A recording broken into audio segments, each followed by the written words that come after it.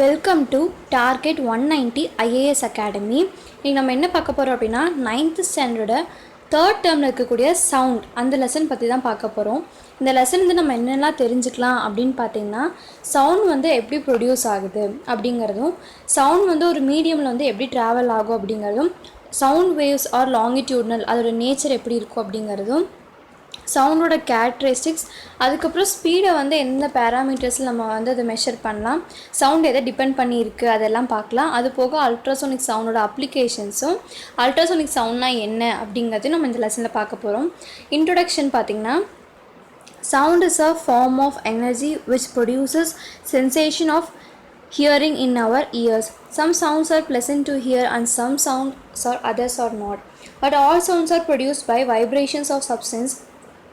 These vibrations travel as disturbance in the medium and reach us ears as sound. அதாவது நம்ம இயர்ஸில் வந்து ஒரு சவுண்டு வந்து நம்ம காது கேட்குது இல்லையா, சில சவுண்ட் பார்த்திங்கன்னா ப்ளசண்ட்டாக இருக்கும் கேட்குறதுக்கு, சில சவுண்ட்ஸ் பார்த்திங்கன்னா நம்ம கேட்குறதுக்கு பிடிக்காது. எக்ஸாம்பிள் பார்த்திங்கன்னா மியூசிக்ஸ் நம்ம கேட்க முடியும், அதே இண்டஸ்ட்ரீஸ்லேருந்து ஒரு வெஹிக்கிள்லேருந்து வருது அப்படின்னா சத்தம் நம்மளால் கேட்க முடியாது. இது எப்படி வந்து ட்ரான்ஸ்ஃபர் ஆகுதுன்னா, ஒரு மீடியம் மூலிமா வந்து சவுண்ட் வந்து ட்ரான்ஸ்ஃபர் ஆகுது அப்படின்னு சொல்கிறாங்க. ஹியூமன் இயர் பார்த்திங்கன்னா ஒரு சில ஃப்ரீக்குவென்சி இருக்கக்கூடிய அந்த சவுண்டை மட்டும் தான் நம்மளால் கேட்க முடியும். அதுக்கு கீழே இருக்கிற சவுண்ட்ஸையும் அதுக்கு மேலே இருக்கிற சவுண்ட்ஸையும் நம்மளால் கேட்க முடியாது அப்படின்னு சொல்கிறாங்க. இந்த quality of sound also differs from one another. அதாவது ஒவ்வொரு சவுண்டோட குவாலிட்டியும் டிஃப்ரெண்ட்டாக இருக்கும் அப்படின்னு சொல்கிறாங்க. What are the reasons for all this? இது எல்லாத்துக்குமே என்ன ரீசன் அப்படின்னு கேட்குறாங்க அவங்களே. It is because sound has several qualities. ஒவ்வொரு சவுண்டுக்கு பார்த்திங்கன்னா நிறைய குவாலிட்டி இருக்குது அப்படின்னு சொல்கிறாங்க. இன் திஸ் யூனிட் இந்த லெசன் நம்ம என்னென்ன தெரிஞ்சுக்கலான்னு பார்த்தீங்கன்னா, ப்ரொடக்ஷன் அண்ட் ப்ரொபகேஷன், அதோட வேரியஸ் கேரக்டரிஸ்டிக்ஸ் அண்ட் அல்ட்ராசோனிக் வேவ்ஸும் அதோட வேரியஸ் அப்ளிகேஷன்ஸும் நம்ம இந்த லெசனில் பார்க்கலாம் அப்படின்னு சொல்லியிருக்காங்க. அடுத்து பார்த்திங்கன்னா ப்ரொடக்ஷன் ஆஃப் சவுண்ட் வந்து எப்படி ப்ரொடியூஸ் ஆகுது அப்படின்னு பார்த்தீங்கன்னா, in our daily life you hear different sounds from different sources, but Have you ever thought how sound is produced? To understand the production of sound, let us do some activities. இந்த sound வந்து எப்படி produce ஆகுது அப்படிங்கிறத சில activities கொடுத்துருக்காங்க. Take a tuning fork and strike it prongs on a rubber pad. Bring it near to ear. Do you hear any sound? Now touch the tuning fork with your finger. Do you feel vibrations? அதாவது tuning fog அப்படிங்கிறது இந்த லேப்லலாம் வச்சுருப்பாங்க. அது எப்படி இருக்குன்னா, இந்த பிக்சரில் கொடுத்துருக்க மாதிரி தான் இருக்கும். அது நீங்கள் வந்து தட்டினீங்க அப்படின்னா அது சவுண்டு வராது, பட் அது கிட்ட பார்க்குறப்ப பார்த்திங்கன்னா அப்படியே ஆடிட்டே இருக்கும், வைப்ரேட் ஆகிட்டே இருக்கும் அந்த டியூனிங் ஃப்ராக் அப்படிங்கிறது. அப்போ பார்த்திங்கன்னா when you strike the tuning frog on the rubber pad, it starts vibrating. அது வந்து வைப்ரேட் ஆக ஸ்டார்ட் ஆகுது நம்ம அதை ஹிட் பண்ணோன்னே. that's what you feel with your fingers. நம்ம தொடுறப்போ அதை நம்ம ஃபீல் பண்ண முடியும். This vibrations caused by the nearby molecules to vibrate. ஒரு மாலிக்யூல் வைப்ரேட் ஆக ஆரம்பிச்சிச்சு அப்படிங்கிறப்போ அது இன்னொரு மாலிக்யூல் டிஸ்டர்ப் பண்ணி அதை வைப்ரேட் பண்ணி ஒவ்வொரு மாலிக்யூலும் வைப்ரேட் ஆக ஆரம்பிச்சிரும் அப்படின்னு சொல்கிறாங்க. இப்போ பார்த்தீங்கன்னா அடுத்த ஆக்டிவிட்டி ஒன்று கொடுத்துருக்காங்க. Take a steel tumbler and fill it with water. Take a spoon and gently tap the tumbler. What do you observe? Can you hear some sound? Do you see any vibration on the surface of water? அதாவது என்ன சொல்கிறாங்கன்னா, ஒரு tumbler ஃபுல்லாக தண்ணி எடுத்துகிட்டு அதை ஸ்பூனை வச்சு தட்ட சொல்கிறாங்க. ஸோ அது நம்மளால் அதுலேருந்து ஒரு வகையான சவுண்டு வரதை கேட்க முடியும். அதில் வந்து வைப்ரேஷன்ஸ் ஃபார்ம் ஆகும் அப்படிங்கிறத நம்ம இந்த ஆக்டிவிட்டீஸ் மூலமா தெரிஞ்சுக்கிறோம். From the above activities we see that vibrations are produced when some mechanical work is done. நம்ம ஏதாவது ஒரு மெக்கானிக்கல் ஒர்க் டன் பண்ணால் தான் அதிலிருந்து வைப்ரேஷன்ஸ் ப்ரொடியூஸ் ஆகும் அப்படின்னு சொல்கிறாங்க.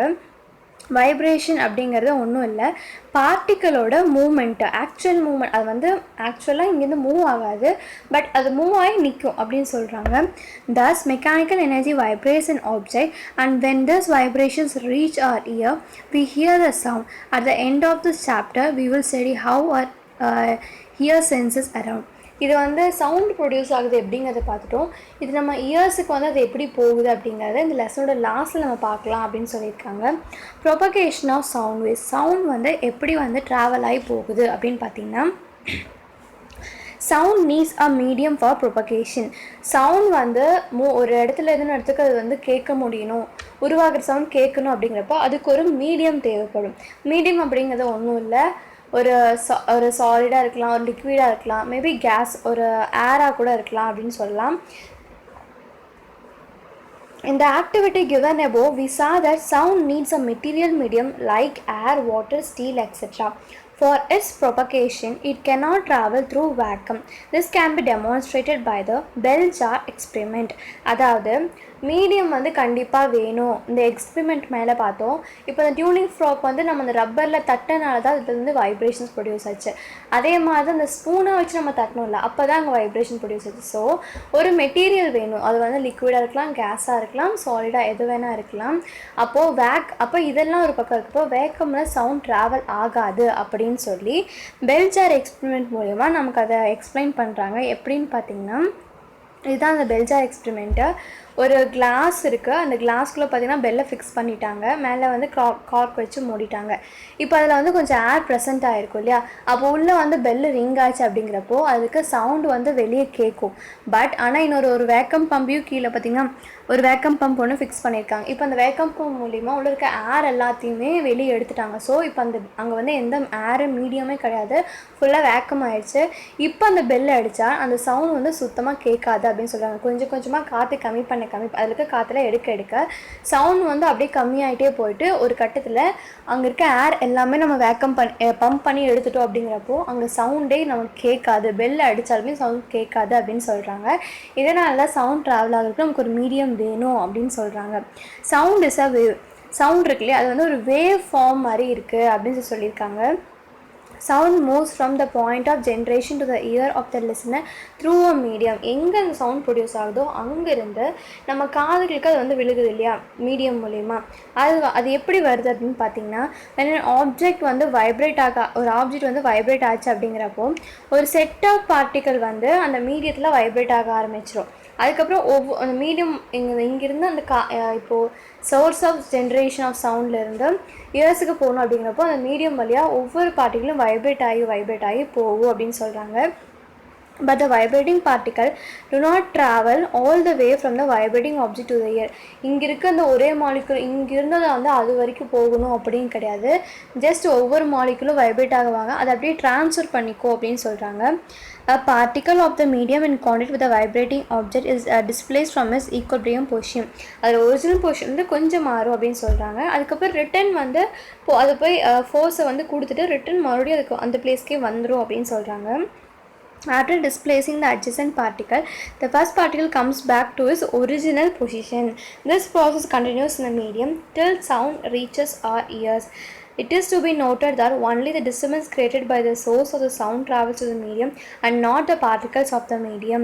அதாவது பார்ட்டிக்கல் வந்து ட்ராவல் ஆகி நமக்கு வந்து சவுண்ட் கேட்குறது கிடையாது, ஒன்லி ஒரு டிஸ்டர்பன்ஸ் மட்டும்தான் அப்படின்னு சொல்கிறாங்க. All the particles of the medium restrict themselves with only a small to and fro motion called vibration, which enables the disturbance to be carried forward. This disturbance which is carried forward in a medium is called wave. இப்போ இந்த மாதிரியான ஒரு disturbance form ஆகுது இல்லையா, அதாவது particle வந்து அதோட original position adjacent பிளேஸ்க்கு போயிட்டு வைப்ரேஷனை கொடுத்துட்டு ஃபோர்ஸ் எக்ஸிட் பண்ணிவிட்டு திரும்ப ஒரு ஒரிஜினல் பிளேஸ்க்கே வந்தது இல்லையா. அப்போ இதை வந்து நம்ம என்னென்னு சொல்கிறோம், இந்த டிஸ்டர்பன்ஸ் இருக்கு இல்லையா, அதை வந்து வேவ் அப்படின்னு சொல்லியிருக்கிறதா சொல்கிறாங்க. அடுத்து பார்த்திங்கன்னா longitudinal nature of sound waves. Sound வேவ்ஸோட ஒரு லாங்கிடியூட்னல் நேச்சர் அப்படின்னு பார்த்திங்கன்னா இங்கே ஒரு ஆக்டிவிட்டி கொடுத்துருக்காங்க.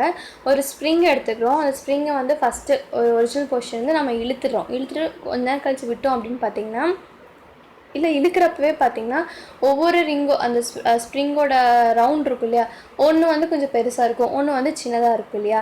இது எதுக்காக சொல்கிறாங்க அப்படின்னு பார்த்தீங்கன்னா, இந்த லாங்கிடியூட் இந்த வேவ் இது சவுண்டுங்கிறது வேவ்னு சொல்லிட்டாங்க.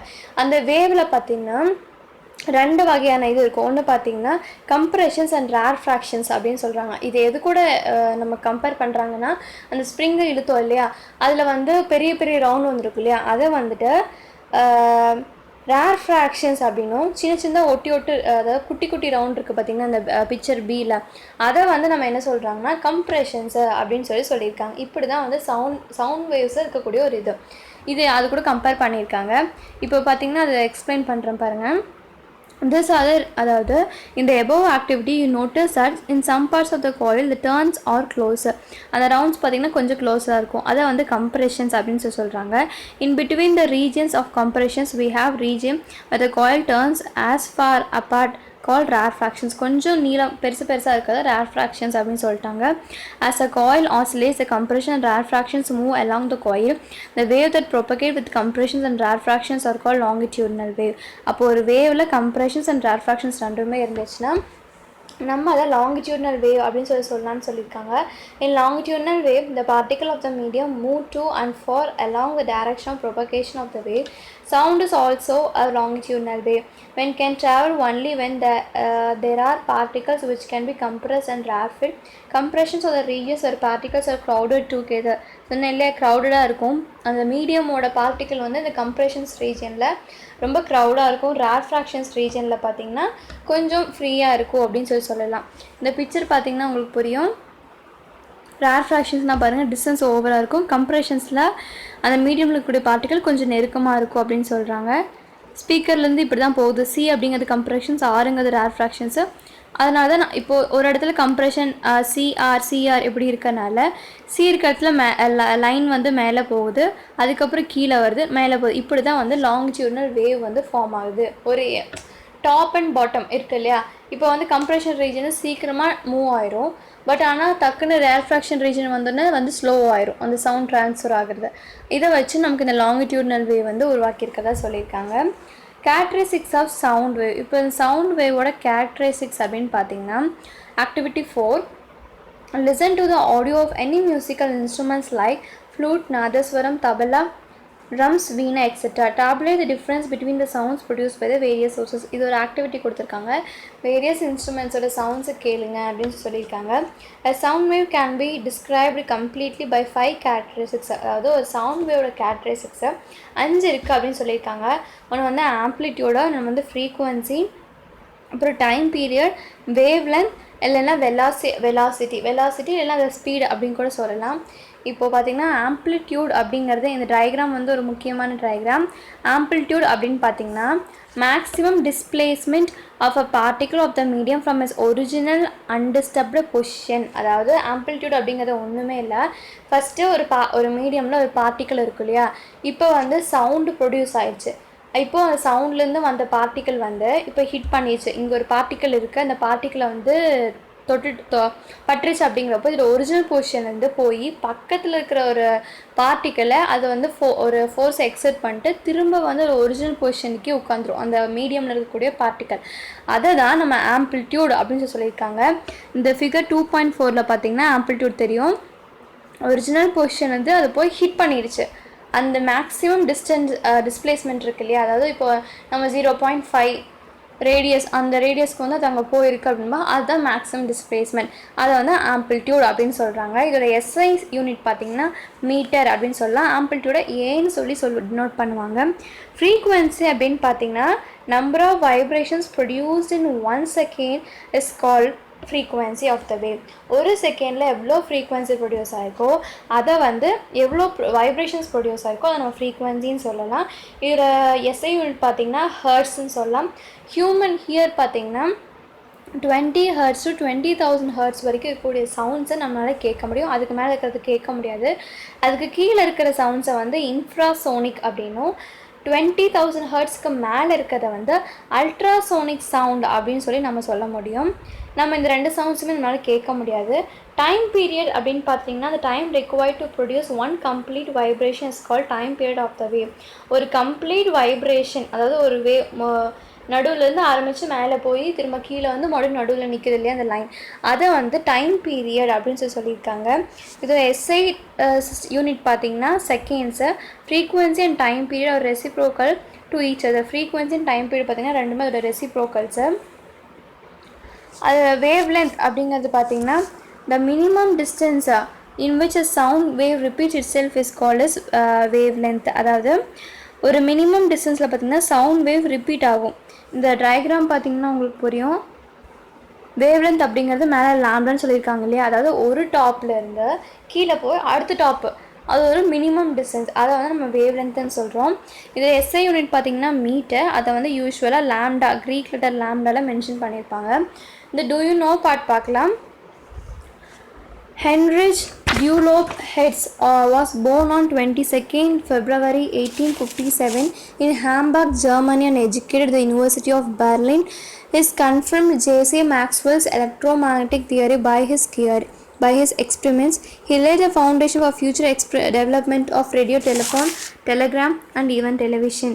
He also discovered the photoelectric effect, which was later explained by Albert Einstein. The SI unit of frequency was named as Hertz in his honor. இவர் வந்து நிறைய எக்ஸ்பெரிமெண்ட்ஸ் பண்ணியிருக்காரு. ஜேசி மேக்ஸ் எலக்ட்ரோமேக்னெட்டிக் தியரி இவர் experiments மூலயமா தான் இவர் வந்து அதை கன்ஃபார்ம் பண்ணியிருக்காரு. ஃப்யூச்சரில் நம்ம அதுக்கப்புறம் வந்த ரேடியோ, டெலிவிஷன் இது எல்லாமே இவரோட ஒரு பேஸில் இருந்தால் வந்துச்சுன்னு சொல்லியிருக்காங்க. ஸோ இவரோட ஞாபகார்த்தமாக இவரை ஹானர் பண்ணுற விதமாக எஸ்ஐ யூனிட் ஆஃப் ஃப்ரீக்வன்சி நம்ம ஹர்ட்ஸ் அப்படின்னு சொல்லி வச்சுருக்கோம். இப்போ வெலாசிட்டி ஆர் ஸ்பீட் அப்படின்னா என்னென்னு பார்க்கலாம். The distance travel by sound wave in 1 second. அந்த சவுண்ட் வேவ் இருக்கு இல்லையா, அது வந்து 1 செகண்டுக்கு எவ்வளோ டிஸ்டன்ஸ் போயிருக்கு அப்படிங்கிறத வெலாசிட்டி இல்லைனா ஸ்பீட் அப்படின்னு சொல்லலாம். இதில் எஸ்ஐ யூனிட் பார்த்திங்கன்னா ms⁻⁻1 அப்படின்னு சொல்லியிருக்காங்க. டிஸ்டிங்விஷ் டிஃப்ரெண்ட் சவுண்ட்ஸ்லேயும் பார்த்திங்கன்னா நிறையா வகையான சவுண்ட் இருக்குது. ஒன்று பார்த்திங்கன்னா லவுட்னஸ், பிட்ச், டிம்பர் அப்படின்னு சொல்லிட்டு 3ஆக பிரிச்சிருக்காங்க. ஃபஸ்ட்டு பார்த்திங்கன்னா லவுட்னஸ், அதாவது எக்ஸ்ப்ளனேஷன் பார்க்கலாம். Loudness is a quantity by virtue of which a sound can be distinguished from another one, both having the same frequency. Loudness or softness of sound depends upon the amplitude of the wave. அதாவது ஒரு sound வந்து லவுடாக இருக்குது இல்லை சாஃப்டாக இருக்குது அப்படிங்கிறது அதோட ஆம்பிள்டியூடை வச்சு தான் நம்மளால் சொல்ல முடியும் அப்படின்னு சொன்னாங்க. ஆம்பிள்டியூட் அப்படின்னா நம்ம என்னென்னு ஃபஸ்ட்டே பார்த்துட்டோம். ஒரு பார்ட்டிக்கல் வந்து ஒரு ஒரிஜினல் பொசிஷன்லேருந்து அட்ஜசன்ட் பொசிஷனுக்கு போய் வைப்ரேஷன் டெலிவர் பண்ணிவிட்டு திரும்ப வந்து இருக்கு இல்லையா, அதுதான் நம்ம ஆம்பிள்டியூட் அப்படின்னு சொல்லி சொன்னோம். இதை வச்சு தான் லவுடாக இருக்கா இல்லை சாஃப்டாக இருக்கா அப்படிங்கிறது டிஃபைன் பண்ணுறாங்க. If we hit the table hard we hear a louder sound. Loud sound can travel a longer distance as loudness is associated with higher energy. அந்த லவுட் சவுண்ட் வந்து லாங்கர் டிஸ்டன்ஸுக்கு போகும், ரொம்ப ஹை எனர்ஜி இருக்கும். A sound wave spreads out from its source as it move away from the source, its amplitude decreases and thus its loudness decreases. அதாவது sound produce ஆனோடனே அது எல்லா சுற்றி இருக்க எல்லா சோர்ஸ்லேருந்து ஃபுல்லாக ஸ்ப்ரெட் ஆகுது. அப்போ ஆம்பிள்டியூட் டிக்ரீஸ் ஆகி லவுட்னஸும் டிக்ரீஸ் ஆகுது அப்படின்னு சொல்லிடுறாங்க. இப்போ பார்த்திங்கன்னா இந்த டயக்ராம் இங்கே இது கொடுத்துருக்காங்க பாருங்கள். ஆம்பிள்டியூட் வந்துட்டு அதோட எனர்ஜி ரொம்ப கம்மி. சாஃப்ட் சவுண்டுக்கு ஆம்பிள்டியூட எனர்ஜி ரொம்ப கம்மியாக இருக்கும். லெஸ் ஆம்பிள்டியூட் அப்படிங்கிறனால வேவ் ரொம்ப சின்னதாக இருக்குது. ஆனால் லவுட்னஸ் பார்த்திங்கன்னா லாங்கர் டிஸ்டன்ஸ் ட்ராவல் பண்ணும், ஹையர் எனர்ஜி இருக்கும், ஆம்பிள்டியூடும் அதுக்கு ரொம்ப அதிகமாக இருக்குது. ஸோ அது வந்து நம்ம லவுட்னஸ் அப்படின்னு சொல்லிக்கிறதா சொல்கிறாங்க. Intensity of sound here at a place depends upon the following 5 factors. எப்படி வந்து சவுண்ட் நம்ம கேட்குறதுல அந்த இன்டென்சிட்டி வந்து 5 ஃபேக்டர்ஸை பேஸ் பண்ணியிருக்கு அப்படின்னு சொல்லியிருக்காங்க. Amplitude of the source, distance of the observer from the source, surface area of the source, density of the medium, frequency of the source அப்படின்னு சொல்லிட்டு ஒரு 5 பாயிண்ட் சொல்லியிருக்காங்க. The unit of intensity of sound is decibel. It is named in the honor of Scottish-born scientist Alexander Graham Bell, who invented the telephone. அதாவது telephone invert பண்ண Alexander Graham bell இருக்கா இல்லையா, அவரை honour பண்ணுற விதமாக தான் இதுக்கு வந்து டெசிபிள் அப்படின்னு சொல்லி பேர் வச்சிருக்கிறதா சொல்லியிருக்காங்க. இப்போ இன்டென்சிட்டி லெவல் ஆஃப் சவுண்ட், ஒவ்வொரு சவுண்டோட இன்டென்சிட்டி லெவல் கொடுத்துருக்காங்க. இது வந்து ஒரு கிராஃப் மாதிரி. அதில் வந்து 90 டெசிமல்ஸ்க்கு மேலே போகிறப்ப பார்த்திங்கன்னா நம்மளோட ஹியரிங் கெப்பாசிட்டியை வந்து கொஞ்சம் அஃபெக்ட் பண்ணுற மாதிரி இருக்கும். அதே 120 டெசிமல்ஸ்க்கு மேலே போயிடுச்சு அப்படிங்கிறப்போ நமக்கு வந்து காது வந்து வலிக்கவே ஆரம்பிச்சிடும். எக்ஸாம்பிள் பார்த்திங்கன்னா ஜெட் பிளைன் டேக் ஆஃப் பண்ணுறது, ராக்கெட் லான்ச் அதெல்லாம் சொல்கிறாங்க. 90 டெசிமல்ஸ்க்கு மேலே பார்த்திங்கன்னா rock band with amplifiers, riveting machine, subway train இதோட சவுண்ட்லாம் பார்த்திங்கன்னா நம்ம காதை எஃபெக்ட் பண்ணும் அப்படின்னு சொல்லியிருக்காங்க. அடுத்து பிட்ச் அப்படின்னா என்னென்னு பார்க்கலாம். Pitch is a characteristic of sound which we can distinguish whether a sound is shrill or bass. High pitch sound is shrill and low pitch sound is flat. The two music sound produced by same instrument with same amplitude will differ with their vibrations or all different frequencies. Figure 2.7 consists of two waves representing low pitch and high pitch. அதாவது low pitch and high pitch அப்படிங்கிறது ஒரு same instrument same சோர்ஸ்லேருந்தே வெளியே வரும்னு சொல்லியிருக்காங்க. Low pitch அப்படிங்கிறது ரொம்ப லென்த்தாக இருக்கும், ஃப்ளாட் வேவ். அதே ஹை பிச் அப்படிங்கிறது பார்த்திங்கன்னா ஷ்ரில்லாக இருக்கும் அப்படின்னு சொல்லியிருக்காங்க. தட் மீன்ஸ் டக்கு டக்கு சீக்கிரமாக முடிஞ்சு கொஞ்சம் ரொம்ப நேரம் லாங்காக போகும் அப்படின்னு சொல்கிறாங்க. அதாவது பாட்டு பாடுறது பார்த்திங்கன்னா இழுத்து பாடுறாங்கன்னா அது லோ பிச்சு, ரொம்ப ஸ்பீடாக பாட்டு பாடி முடிக்கிறாங்க அப்படின்னா அது ஹை பிச் அப்படின்னு சொல்லலாம். டிம்பர் ஆர் குவாலிட்டி அப்படின்னு பார்த்திங்கன்னா timbre is a characteristic which distinguishes two sounds of same loudness and pitch emitted by two different instruments. A sound of single frequency is called tone and a collection of tones is called note. Timbre is general in terms of distinguishable characteristics of tone. அதாவது ஒரே same ஃப்ரீக்குவென்சியில் sound வந்துகிட்டே இருக்குன்னா அதை வந்து tone அப்படின்னு சொல்லலாம். நிறைய tone சேர்ந்ததுனா அதை நோட்ஸ் அப்படின்னு சொல்லுவோம். அதாவது நிறையா ஃப்ரீக்குவென்சி சேர்ந்துருக்குது நம்ம நோட்ஸ்ன்னு சொல்லலாம். ஸோ அந்த டோனோட ஒரு கேரக்டரிஸ்டிக்ஸ் தான் டிம்பர் அப்படின்னு சொல்லியிருக்காங்க. அதாவது ஒரு குவாலிட்டி, ஒரு டைப் ஆஃப் குவாலிட்டி அப்படின்னு சொல்லலாம். ஸ்பீட் ஆஃப் சவுண்டு வந்து ஸ்பீட் ஆஃப் லைட்டை விட கம்மி தான். இப்போ பார்த்திங்கன்னா அது எப்படி கால்குலேட் பண்ணுறாங்கன்னா speed of sound is defined as a distance travel by the sound wave per unit time as it propagates through an elastic medium. Speed v is equal to distance by time. If distance travelled by one wave is taken as one wavelength and time taken on for this propagation is one time period, then speed is equal to one wavelength by one time period. V is equal to lambda by t. அதாவது ரெண்டு formulas கொடுத்துருக்காங்க. ஜென்ரலாக speed is equal distance by time தான். ஆனால் வந்து ஒரு distance travelling வந்து கண்டுபிடிக்கணும் அப்படின்னா ஒரு one wavelength by one time period அது ரெண்டுத்தையும் கொடுத்தோம்னா நம்மளால் வந்து அந்த ஸ்பீடை கால்குலேட் பண்ண முடியும்னு சொல்லியிருக்காங்க. எக்ஸாம்பிள் 1 பார்த்திங்கன்னா இந்த எக்ஸாம்பிள் பார்த்தா உங்களுக்கு புரியும். The sound wave has frequency பார்த்திங்கன்னா 2k ஹெட்செட் இருக்குது. வேவ்லென்த் பார்த்திங்கன்னா 15 சென்டிமீட்டர். அதுக்கப்புறம் ட்ராவல்ஸ் பார்த்திங்கன்னா 1.5 கிலோமீட்டர். அப்போது 2k ஹெட்செட் நமக்கு வந்து ஹர்ட்ஸ் மட்டும் போதும். பட் k அப்படிங்கிறதுனால கூட வந்து 3 zeros ஆட் பண்ணி 2000 ஹர்ட்ஸ் அப்படின்னு மாற்றிட்டோம். சென்டிமீட்டர் நமக்கு மீட்டருக்கு மாற்றியாச்சு. இப்போ v is equal to n lambda. So n into lambdaங்கும்போது 300 ms/-1. ஸோ இதுதான் இதோட ஸ்பீட் அப்படின்னு சொல்லியிருக்காங்க. Speed of sound in different medium. Speed of sound பார்த்திங்கன்னா ஒவ்வொரு மீடியத்தில் ஒவ்வொரு வேகத்தில் போகும் அப்படின்னு சொல்லியிருக்காங்க. இந்த speed of sound in gaseous medium, அதாவது சவுண்டு வந்து கேஷியஸ் மீடியத்தில் வந்து ட்ராவல் ஆகுது இல்லை, அது வந்து எதை டிபெண்ட் பண்ணி இருக்குது அப்படின்னு பார்த்திங்கன்னா pressure of the medium, temperature of the medium, density of the medium, nature of the medium அப்படின்னு சொல்லியிருக்காங்க. அதே வந்து அடுத்து சாலிட் மீடியத்தில் ட்ராவல் ஆகுது இல்லையா, அதுக்கு என்னென்ன ப்ராப்பர்ட்டின்னு பார்த்தீங்கன்னா elastic property of the medium, temperature of the medium and density of the medium அப்படின்னு சொல்லியிருக்காங்க. மேலே பார்த்தீங்கன்னா more to know box. Sound travels about 5 times faster in water than in air.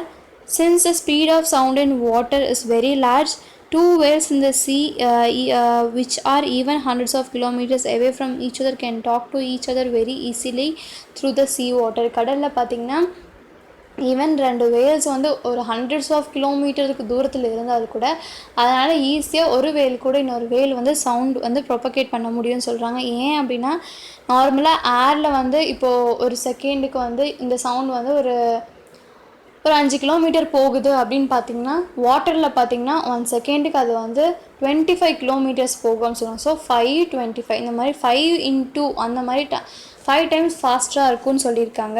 அடுத்து பார்த்திங்கன்னா மோட்ரு இன்னொன்று இருக்குது, sonic boom. When the speed of any object exceeds the speed of sound in air, it is said to be traveling at supersonic speed. அதாவது ஒரு object வந்துட்டு speed of sound விட, அதாவது speed of sound இன் ஏரை விட ரொம்ப அதிகமாக ஒரு ஆப்ஜெக்ட் வந்து ட்ராவல் ஆகுது அப்படிங்கிறப்போ அது வந்து சூப்பர் சோனிக் ஸ்பீட் அப்படின்னு சொல்லலாம். அதாவது சவுண்டோட ஒலி வேகத்தை விட அதிகமாக போகுதுன்னு சொல்கிறாங்க. அது வந்து super sonic sound. Example bullets, jet, aircraft இதெல்லாம் எக்ஸாம்பிளாக சொல்லியிருக்காங்க.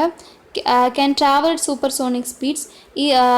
When an object travels at a higher speed than that of the sound in air, it produces shock waves. இந்த மாதிரி ஒரு ஆப்ஜெக்ட் வந்துட்டு சவுண்டோட வேகத்தை விட காற்றுல அதிகமாக ஸ்பீடாக போச்சு அப்படிங்கிறப்போ அது வந்து ஷாக் வேவ்ஸ் அப்படின்னு சொல்லி ப்ரொடியூஸ் பண்ணுன்னு சொல்லியிருக்காங்க.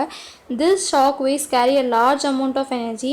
The air pressure varies associated with this type of shock waves produce a very sharp and loud sound called the sonic boom. இதனால் ஒரு சவுண்ட் ப்ரொடியூஸ் ஆகுன்னு சொல்லியிருக்காங்க. இப்போ ஜூப் அப்படின்னு சொல்லி சவுண்டு வருது இல்லையா, அதை நம்ம சோனிக் பூம் அப்படின்னு சொல்கிறாங்க. The shock waves produced by an aircraft have energy to shatter glass and even damage buildings. இந்த ஷாக் வேவ்ஸ் ப்ரொடியூஸ் ஆகுது இல்லையா, அதனால் வந்து ஒரு பில்டிங்கே டேமேஜ் பண்ண முடியும் அப்படின்னு சொல்லியிருக்காங்க. இப்போ அடுத்து பார்த்திங்கன்னா medium of speed medium the speed of sound increases if we increase the temperature of the medium. இப்போ ஒரு சாலிட் மீடியம் இருக்குது, அதில் வந்து நம்ம டெம்பரேச்சர் ரைஸ் பண்ண அதோட ஸ்பீட் ஆஃப் ப்ரொபகேஷன் அதிகமாக இருக்குன்னு சொல்லியிருக்காங்க. For example speed of sound in air பார்த்திங்கன்னா 330 ms/-1 எப்போனா 0 டிகிரி செல்சியஸில், அதே 340 ms/-1 எப்போனா 25 டிகிரி செல்சியஸில். ஸோ த ஸ்பீட் பார்த்திங்கன்னா டெம்பரேச்சர் டிபெண்ட் பண்ணி வேரி ஆகும் அப்படின்னு சொல்லியிருக்காங்க. இது வந்து வேரியஸ் மீடியம்ஸில் எப்படி வந்து சவுண்ட் ப்ரொபகேட் ஆகுது அதோட ஸ்பீடு சொல்லியிருக்காங்க. அலுமினியம் வந்து மேக்ஸிமம் 6420 ms/-1 ஸ்பீடில் அலுமினியத்தில் வந்து சவுண்ட் வந்து ட்ராவல் ஆகுது அப்படின்னு சொல்லியிருக்காங்க. அடுத்து பார்த்திங்கன்னா ரிஃப்ளெக்ஷன் ஆஃப் சவுண்ட்.